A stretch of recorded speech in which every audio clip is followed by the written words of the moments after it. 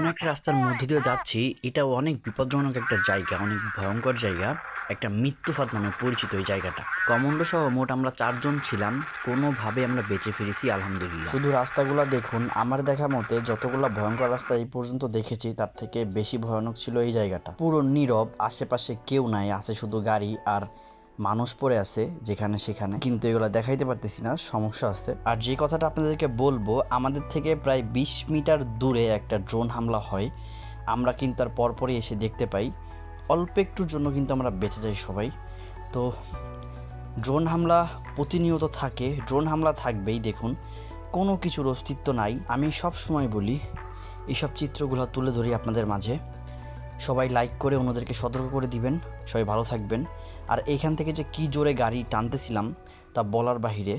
সাথে আমাদের কমান্ডো ছিল, আরও 4-5 জন ছিলাম আমরা। তো এবারের মতো বেঁচে যাই।